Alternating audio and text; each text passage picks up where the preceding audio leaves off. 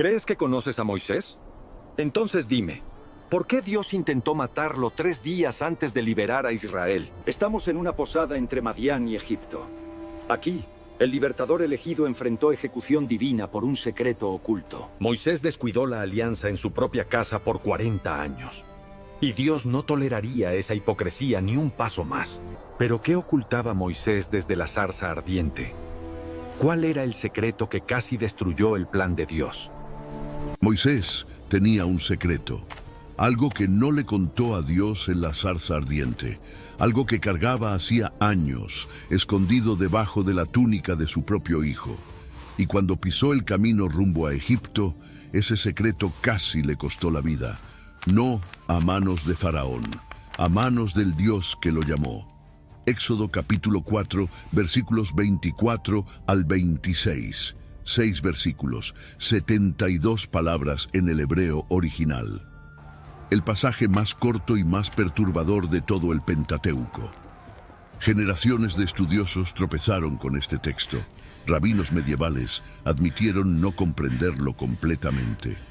Padres de la Iglesia debatieron por siglos. Comentaristas modernos aún discrepan sobre cada palabra, cada pronombre, cada implicación teológica. Y en el centro de todo, una escena que parece contradecir todo lo que sabemos sobre el Dios de Israel. El Dios de misericordia, el Dios de compasión, el Dios que acababa de llamar a un hombre para la mayor misión de rescate de la historia humana. Para entender lo que sucedió en aquella posada, es necesario retroceder mucho antes. Es necesario entender quién era Moisés antes de ser el libertador, antes de ser el legislador, antes de ser el hombre que hablaba con Dios cara a cara. Moisés nació en una época de exterminio. Faraón había decretado que todo niño hebreo debía ser lanzado al Nilo. Era genocidio sistemático, control poblacional a través de infanticidio. La madre de Moisés, Jocabed, escondió al bebé por 3 meses. Cuando ya no pudo ocultarlo más, hizo una arquilla de juncos, la calafateó con betún y brea, colocó al niño dentro y la dejó en las orillas del río. La hermana mayor, Miriam, se quedó observando de lejos. La hija de Faraón bajó a bañarse, vio la canasta, la abrió. El bebé lloraba y algo cambió en el corazón de aquella princesa egipcia. Ella sabía que era un niño hebreo, sabía que debía entregarlo a la muerte, pero eligió salvarlo. Lo adoptó como hijo. Le dio el nombre Moisés, que suena como la palabra hebrea para sacado de las aguas. El niño hebreo condenado a muerte creció en el palacio de Faraón. Comió en la mesa real. Vistió lino fino egipcio. Fue educado en toda la sabiduría de Egipto, que en esa época era la civilización más avanzada del mundo. Aprendió jeroglíficos, estudió matemáticas, astronomía, ingeniería, probablemente tuvo entrenamiento militar. Durante 40 años, Moisés vivió como príncipe egipcio. Pero en algún lugar dentro de él, la identidad hebrea permanecía. Alguien debió haberle contado. Tal vez su propia madre, a quien la hija de Faraón irónicamente contrató como nodriza. Moisés sabía que era diferente, sabía de dónde venía. Y a los 40 años, esa tensión explotó. Éxodo capítulo 2 registra que Moisés salió a ver a sus hermanos hebreos, vio los trabajos forzados, vio el sufrimiento y vio a un egipcio golpeando a un hebreo. Miró a un lado, miró al otro, no había testigos. Mató al egipcio, enterró el cuerpo en la arena. Al día siguiente, intentó separar a 2 hebreos que peleaban. Uno de ellos respondió con escarnio: ¿Quién te ha puesto a ti por príncipe y juez sobre nosotros? ¿Piensas matarme como mataste al egipcio? Moisés se heló. El secreto se había filtrado, y si los hebreos lo sabían, pronto Faraón lo sabría. El príncipe que mató a un oficial egipcio para defender a un esclavo. La sentencia sería muerte. Moisés huyó, atravesó el desierto del Sinaí, caminó por días bajo sol abrasador, dejó atrás el palacio, las riquezas, la posición, la identidad. El príncipe de Egipto se convirtió en fugitivo anónimo. Y cuando finalmente se detuvo a descansar, estaba en Madián. Tierra extranjera, pueblo diferente, cultura diferente, dioses diferentes. Se sentó junto a un pozo. 7 mujeres vinieron a sacar agua para los rebaños de su padre. Pastores locales llegaron y las echaron. Moisés intervino, ayudó a las mujeres, sacó agua para ellas. El instinto de defender a los oprimidos aún ardía en él, incluso después de todo. Jetro, padre de las jóvenes, quedó impresionado. Invitó a Moisés a comer, después a quedarse, y eventualmente le dio a su hija Séfora en matrimonio. Su nombre significa pájaro. Era madianita, hija de sacerdote, pero no sacerdote del Dios de Israel. Jetro servía a los dioses de Madián. Algunos estudiosos sugieren que era sacerdote de deidades locales. Otros proponen que tenía algún conocimiento del Dios verdadero, tal vez a través de tradiciones transmitidas desde Abraham, quien había habitado en aquella región. El texto no lo aclara completamente. Lo que está claro es que Séfora no era israelita. No conocía las tradiciones de Abraham, Isaac y Jacob de la misma forma que un hebreo las conocería. No practicaba la circuncisión. Y Moisés, el príncipe fugitivo que ahora era pastor de ovejas, aparentemente aceptó esa realidad. El primer hijo nació. Moisés lo llamó Gersón. El nombre significa extranjero allí. Era confesión y lamento condensados en 2 sílabas. Yo soy extranjero en esta tierra. No pertenezco aquí, pero aquí estoy. Años después, nació el segundo hijo, Eliezer, cuyo nombre significa mi Dios es ayuda. Un nombre que reconocía la protección divina. El Dios de mis padres me ayudó y me libró de la espada de Faraón. 40 años pasaron. 40 años es tiempo suficiente para que una identidad se disuelva. Tiempo suficiente para que tradiciones sean olvidadas. Tiempo suficiente para que un hebreo se convierta en madianita en la práctica, sino en la sangre. Moisés cuidaba las ovejas de Jetro. Conocía cada pasto, cada fuente de agua, cada refugio contra tormentas de arena. Tenía 80 años. La vida de príncipe era memoria distante. El asesinato del egipcio, un fantasma que raramente visitaba sus sueños. El pueblo hebreo en Egipto, una abstracción geográfica del otro lado del desierto. Y entonces la zarza ardió. Moisés estaba pastoreando en el monte Horeb, también conocido como Sinaí. Vio algo imposible. Un arbusto en llamas que no se consumía. Las hojas no se ennegrecían. Las ramas no se volvían ceniza. El fuego ardía, y ardía sin destruir. Moisés se acercó para investigar el fenómeno, y Dios habló. Moisés, Moisés. La voz vino de en medio del fuego.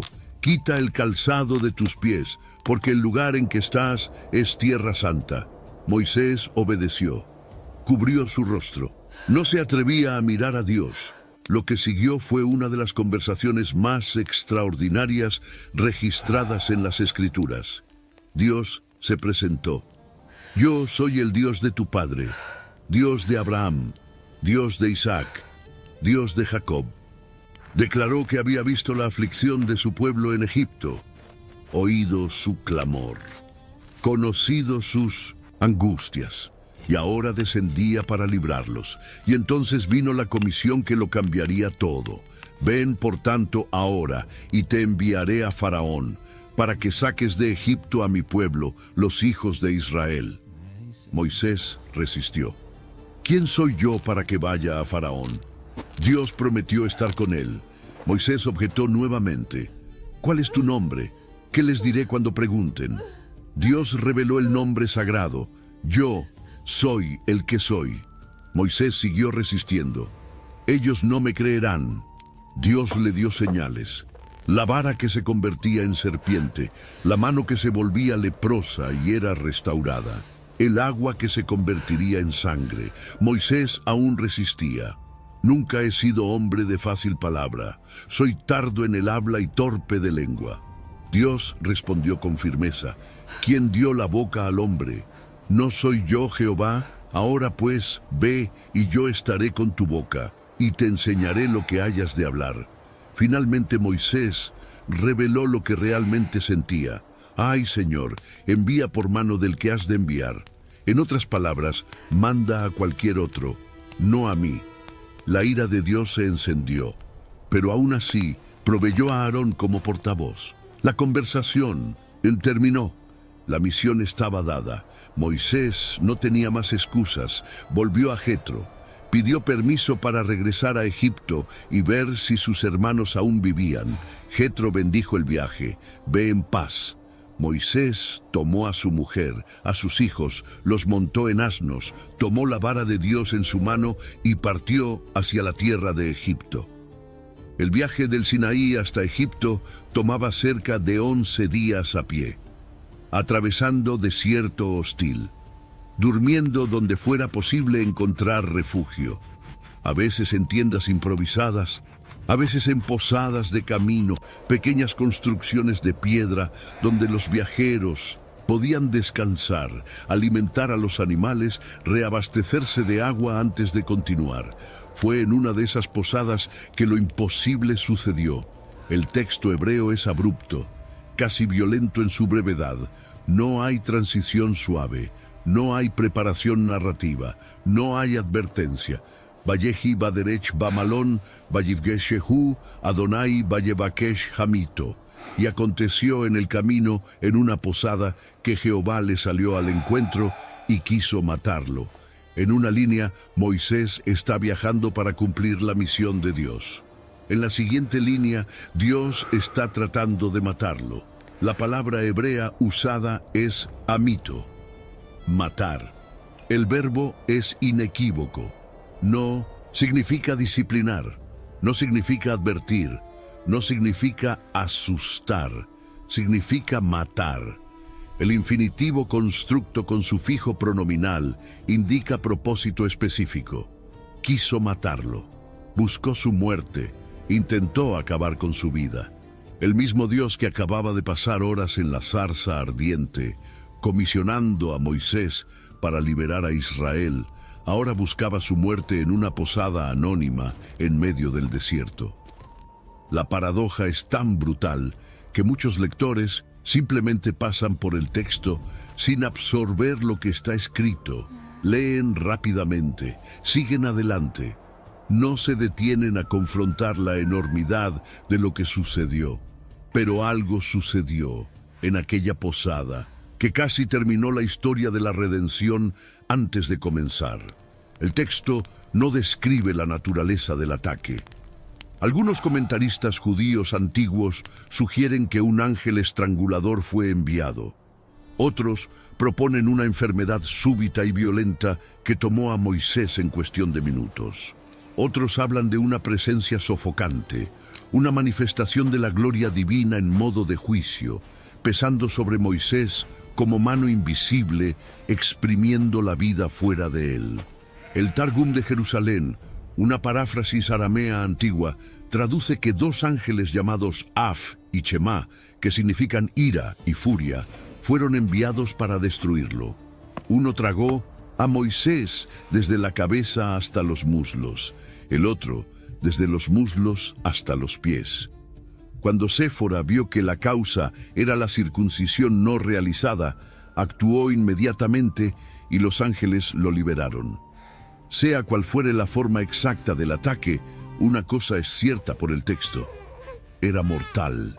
Moisés estaba muriendo, y estaba muriendo a manos del Dios al que servía.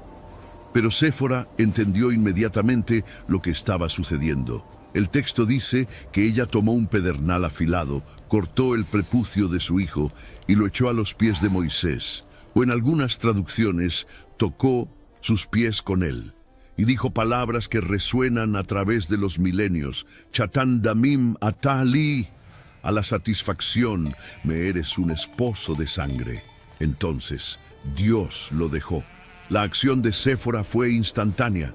No hay registro de vacilación, no hay registro de preguntas, no hay registro de pánico paralizante.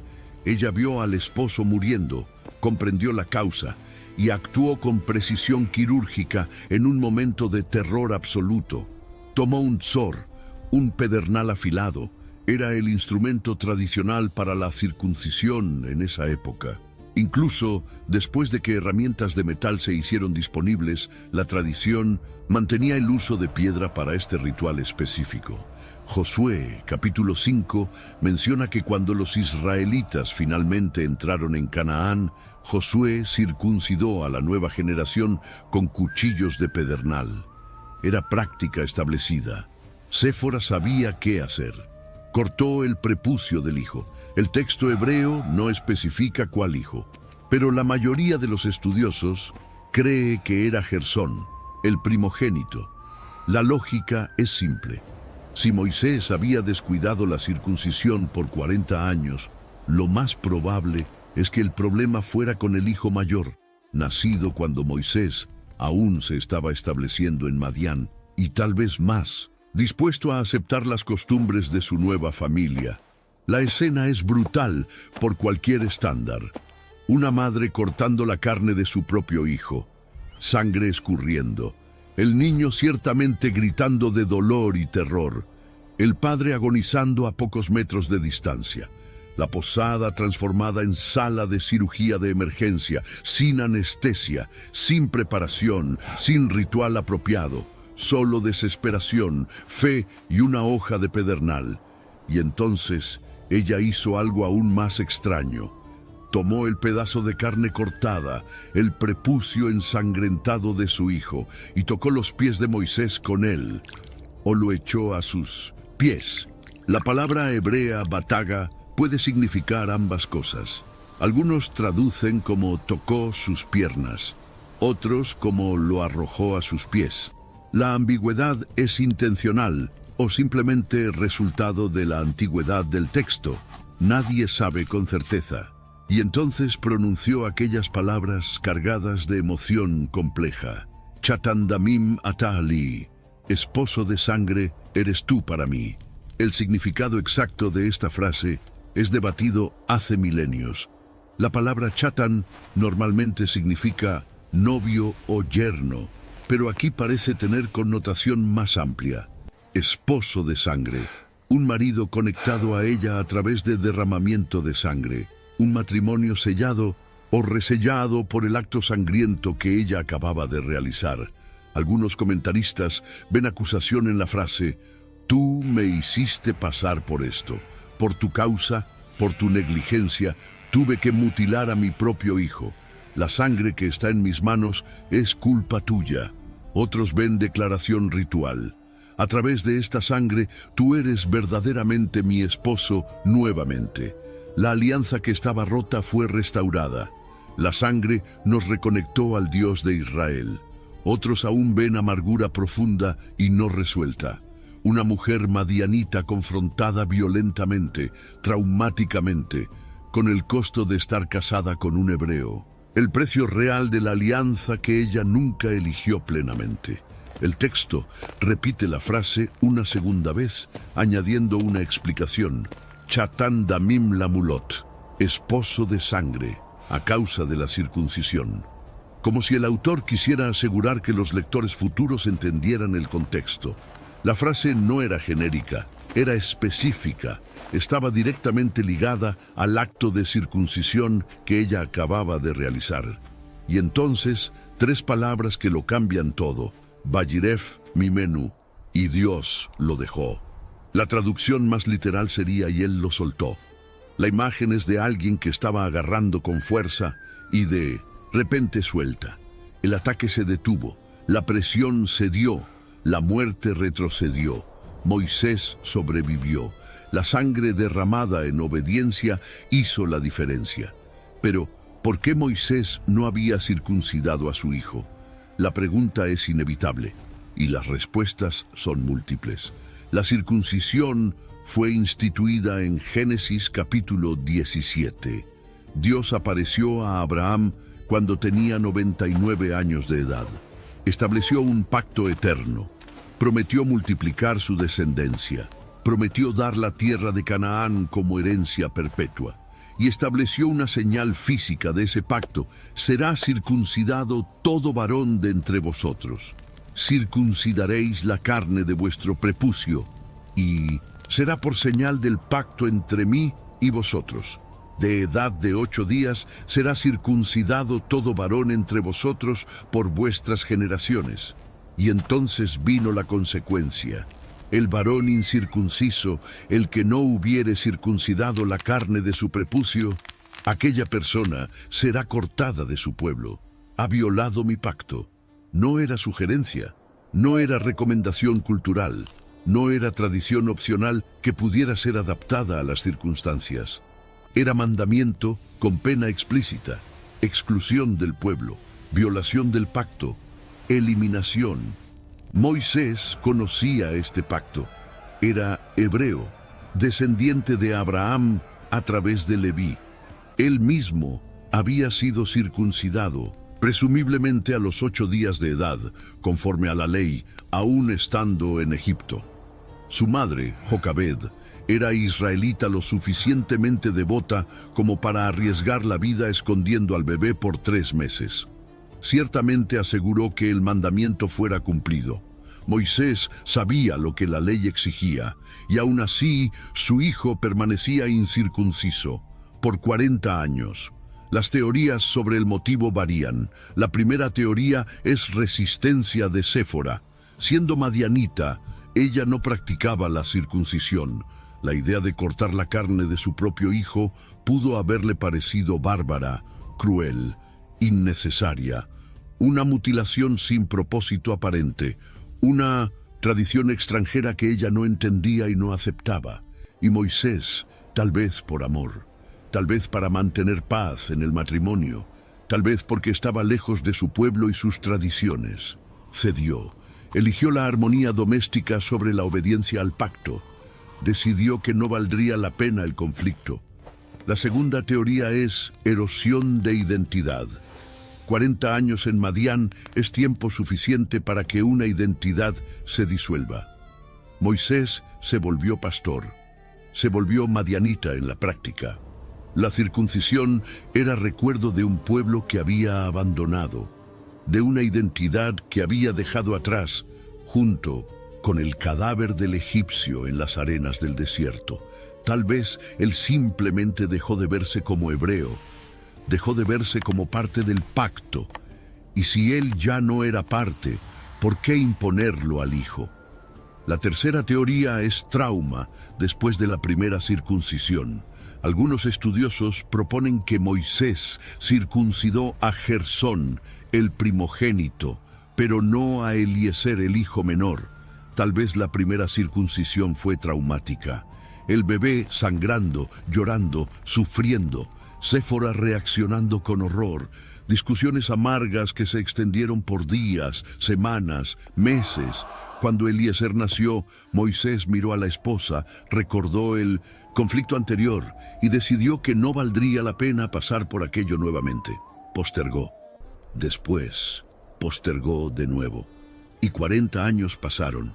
La cuarta teoría es negligencia pura y simple. No hubo decisión consciente, no hubo conflicto dramático. Moisés simplemente olvidó o nunca lo trató como prioridad. La vida en el desierto tenía otras urgencias: ovejas que cuidar, familia que sostener, supervivencia diaria que consumía toda energía. Y la circuncisión, ese mandamiento aparentemente abstracto de un Dios aparentemente distante, fue quedando para después. Y después, hasta que 40 años pasaron y el niño se volvió hombre y la obediencia nunca sucedió. Sea cual fuere la razón exacta, el resultado era el mismo. Moisés estaba yendo a liberar a Israel, el pueblo del pacto, mientras su propia casa estaba fuera del pacto. Iba a proclamar la palabra de Dios a Faraón mientras desobedecía la palabra de Dios en su propia familia. Iba a liderar millones de circuncidados mientras su propio hijo cargaba la marca de la exclusión. iba a exigir obediencia de una nación mientras practicaba desobediencia en su propia tienda. Y Dios no toleraría esa contradicción. La posada se transformó en tribunal. El camino a Egipto se convirtió en campo de juicio. Y Moisés, el libertador elegido, descubrió que no podría dar un paso más mientras su desobediencia privada no fuera resuelta. Hay un principio aquí que recorre toda la Escritura. Dios exige integridad de sus líderes. No acepta obediencia pública combinada con desobediencia privada. No acepta hombres que proclaman su palabra mientras ignoran sus mandamientos.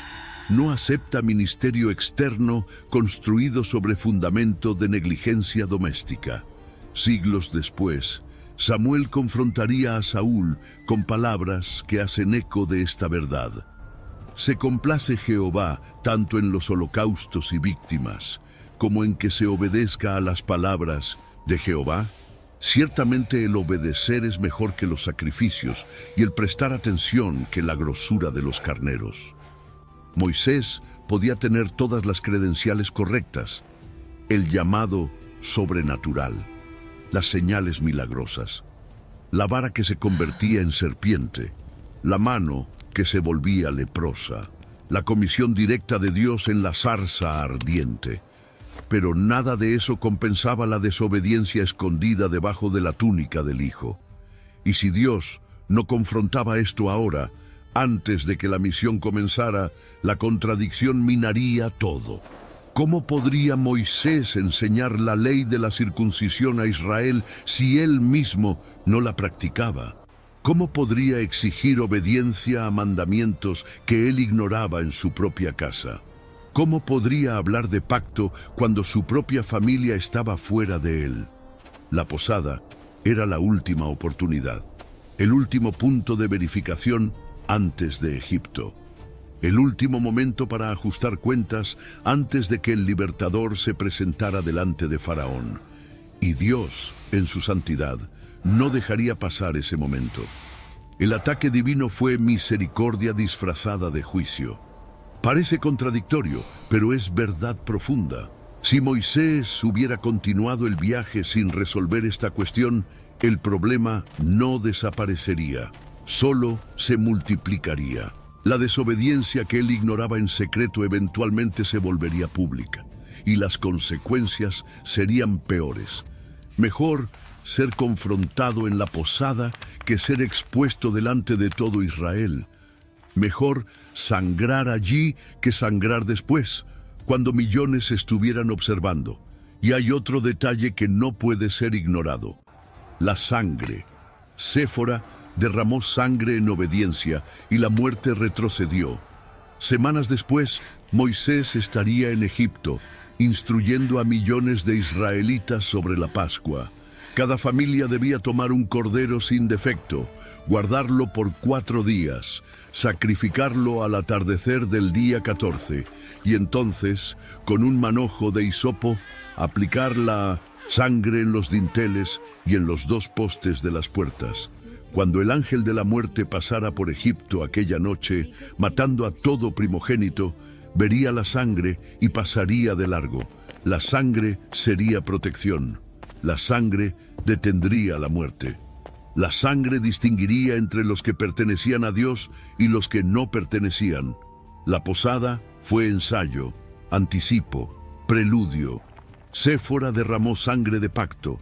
La aplicó a los pies de Moisés, al cuerpo del esposo que estaba muriendo, y la muerte retrocedió.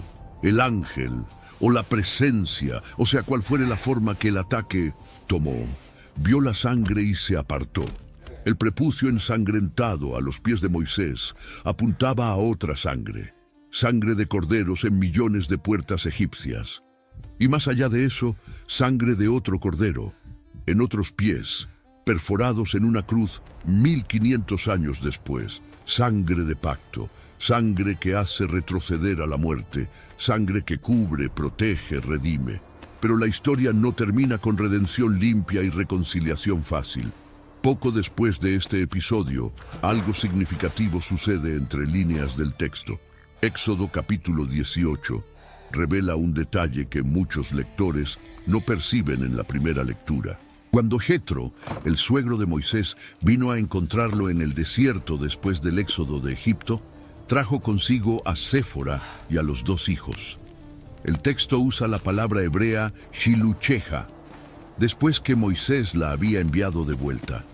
La palabra puede significar simplemente que ella fue mandada de regreso, que en algún momento entre la posada y Egipto, o durante los eventos en Egipto, Moisés envió a la esposa y los hijos de vuelta a Madián, a la casa de Jetro. Séfora no estuvo presente durante las plagas, no vio el agua convertirse en sangre, no presenció las ranas, los piojos, las moscas, la peste en los animales, las úlceras, el granizo, las langostas, las tinieblas. No estuvo allí en la noche de la Pascua, cuando el ángel de la muerte pasó por Egipto y los gritos llenaron las calles. No cruzó el Mar Rojo con Israel, no vio las aguas dividirse, no caminó por el lecho seco entre paredes de agua, no vio al ejército de Faraón ser tragado cuando las olas volvieron. No estuvo en el Sinaí cuando la ley fue dada. No oyó los truenos, no vio la montaña humeando, no tembló cuando la voz de Dios sacudió el campamento. Solo después, cuando Jetro trajo a Séfora y los hijos de vuelta, fue que la familia se reunió nuevamente, y el texto es notablemente silencioso sobre esa reunión. No hay descripción de alegría, no hay palabras de reconciliación registradas, no hay abrazos descritos, no hay indicación de cómo el matrimonio sobrevivió al trauma de aquella noche en la posada. El texto simplemente dice que Jetro trajo a la esposa y los hijos, y Moisés salió a recibir a su suegro. Se inclinó delante de él, lo besó, se preguntaron mutuamente por su bienestar. Entraron en la tienda. Moisés y Jetro conversaron largamente. Moisés contó todo lo que Jehová había hecho a Faraón y a los egipcios por causa de Israel. Contó sobre las dificultades del camino, contó sobre las liberaciones. Jetro se alegró, bendijo a Jehová, ofreció sacrificios. Y Séfora, ¿dónde estaba ella en esa conversación? El texto no lo menciona. Era costumbre de la época que las mujeres permanecieran separadas durante discusiones entre hombres. Probablemente. Pero el silencio del texto sobre cualquier interacción entre Moisés y Séfora es ensordecedor. Algunos estudiosos sugieren que el matrimonio nunca se recuperó completamente. La amargura en las palabras de Séfora aquella noche, esposo de sangre, pudo haber sido una herida que nunca cicatrizó totalmente. Ella salvó su vida. Hizo lo que él debería haber hecho años antes. Cargó el peso de una decisión que él había descuidado. Y el costo emocional pudo haber sido demasiado alto para superar. No sabemos si discutieron después. No sabemos si él pidió perdón. No sabemos si ella ofreció gracia. El texto simplemente sigue adelante. La narrativa del Éxodo continúa. Moisés confronta a Faraón, las plagas caen, Israel es liberado y Séfora desaparece casi completamente del registro bíblico. Hay una mención breve en Números, capítulo 12. María y Aarón hablaron contra Moisés a causa de la mujer cusita que había tomado por esposa. Cusita significa etíope, o más ampliamente, extranjera de piel oscura.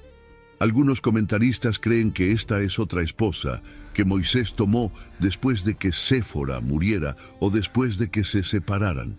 Otros creen que cusita es simplemente otra forma de describir a Séfora, la madianita. De cualquier forma, el texto indica que había tensión en la familia de Moisés relacionada al matrimonio. María fue herida con lepra por hablar contra su hermano. Aarón tuvo que implorar perdón. El matrimonio de Moisés, cualquiera que fuera su configuración exacta, continuaba siendo fuente de conflicto. La posada dejó marcas en todos. El pasaje también levanta cuestiones sobre la naturaleza de Dios que muchos prefieren evitar, cuestiones incómodas que no tienen respuestas fáciles. cómo el mismo Dios, que es descrito como misericordioso y compasivo, puede intentar matar a su propio siervo elegido. La pregunta es legítima y perturbadora. Éxodo capítulo 34, versículos 6 y 7, registra la autorrevelación de Dios a Moisés. Jehová, Jehová, fuerte, misericordioso y piadoso, tardo para la ira, y grande en misericordia y verdad, que guarda misericordia a millares, que perdona la iniquidad, la rebelión y el pecado. ¿Ese es el mismo Dios que intentó matar a Moisés en la posada? La respuesta es sí. Y esto revela algo crucial sobre el carácter divino que nuestra cultura moderna lucha para aceptar. Dios no es domesticado, no es predecible, no opera según expectativas humanas de cómo la divinidad debería comportarse. Su misericordia es real, su compasión es verdadera, pero su santidad también es absoluta. El escritor de Hebreos, capítulo 12, lo expresó de forma contundente. Nuestro Dios es fuego consumidor, no es figura retórica, es descripción de realidad. El Dios que abrió el Mar Rojo también ahogó al ejército egipcio. El Dios que alimentó a Israel con maná también abrió la tierra para tragar a los rebeldes de Coré. El Dios que perdonó a David del adulterio y asesinato también permitió que el hijo que nació de aquella unión muriera. El Dios que restauró a Pedro después de la negación también permitió que Ananías y Zafira cayeran muertos por mentir al Espíritu Santo. Misericordia y justicia coexisten en Dios, de formas que la mente humana lucha para reconciliar.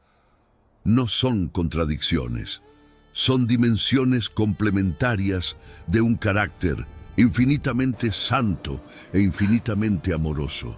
Y en aquella posada, la justicia exigió ajuste de cuentas. Moisés no podía representar a Dios delante de Faraón mientras desobedecía a Dios en su propia casa. La misión era demasiado santa para ser comprometida por hipocresía. El llamado era demasiado alto para ser manchado por negligencia doméstica. Y Dios, en su santidad, no permitiría que la contradicción continuara. La lección es incómoda porque es personal. Atraviesa los milenios y toca la puerta de cada persona que se considera llamada por Dios. Es fácil juzgar a Moisés a distancia. 40 años de negligencia, desobediencia obvia. ¿Cómo pudo? Pero antes de señalar con el dedo, vale preguntar: ¿cuántos cargan sus propias circuncisiones postergadas? ¿Cuántos aceptaron llamados públicos mientras ignoran obediencias privadas? ¿Cuántos predican, enseñan, lideran, ministran, mientras sus propias casas permanecen en desorden espiritual? ¿Cuántos padres llamados al ministerio descuidan la formación espiritual de sus propios hijos? ¿Cuántos pastores gastan horas preparando sermones mientras el matrimonio se deteriora en silencio? ¿Cuántos líderes son celebrados en las iglesias mientras son extraños en sus propias familias? La posada en el camino a Egipto revela que Dios ve lo que está escondido debajo de la túnica. Conoce los compromisos que hicimos con cónyuges que no comparten nuestra fe. Sabe de las concesiones que hicimos para evitar conflicto. Recuerda las obediencias que postergamos porque el momento no parecía conveniente. Y en algún punto del camino nos encuentra. Puede no ser en una posada literal, puede ser en una crisis de salud, en una quiebra financiera, en un colapso emocional, en un conflicto familiar que explota sin aviso. Dios tiene sus formas de detener a sus siervos en el camino y exigir ajuste de cuentas. La cuestión es cómo respondemos cuando eso sucede. Moisés estaba muriendo, incapaz de resolver el problema solo. Fue Séfora quien actuó. Fue ella quien hizo lo que debería haberse hecho años antes. Y es aquí donde la narrativa gana otra capa de complejidad. La mujer madianita, hija de sacerdote pagano, no israelita, no circuncidada, no parte formal del pacto, Entendió algo que Moisés había descuidado por décadas. Entendió que la obediencia cuesta sangre, que el pacto exige sacrificio. Ryan Reynolds here from Mint Mobile. I don't know if you knew this, but anyone can get the same premium wireless for $15 a month plan that I've been enjoying. It's not just for celebrities. So do like I did and have one of your assistant's assistants switch you to Mint Mobile today.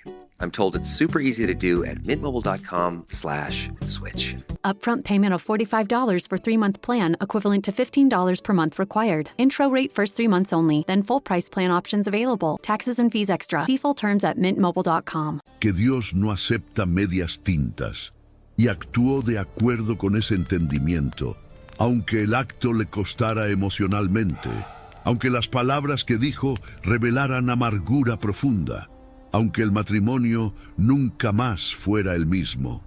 Esposo de sangre, eres tú para mí. Las palabras pueden haber sido acusación, pueden haber sido declaración ritual, pueden haber sido ambas simultáneamente, pero fueron acompañadas de obediencia. Y la obediencia salvó la vida de Moisés. El texto no dice si Moisés y Séfora conversaron después. No dice si él agradeció, no dice si ella perdonó la negligencia que casi mató al esposo. Lo que dice es que Dios lo dejó ir. El pasaje permanece incómodo, perturbador, sin explicaciones fáciles, sin conclusiones atadas con lazos bonitos, sin moraleja de la historia claramente articulada por el narrador. Y tal vez ese sea el punto. Dios no debe explicaciones. No suaviza sus exigencias para hacerlas más aceptables. No negocia su santidad para acomodar nuestras preferencias. Y cuando llama a alguien para una misión, espera obediencia completa. No solo en la parte pública que todos ven y aplauden, sino en la parte privada que solo la familia conoce. No solo en los grandes gestos delante de multitudes, sino en las pequeñas fidelidades delante de nadie. Moisés liberó a una nación, confrontó al hombre más poderoso de la tierra, realizó milagros que aún se cuentan 3.500 años después.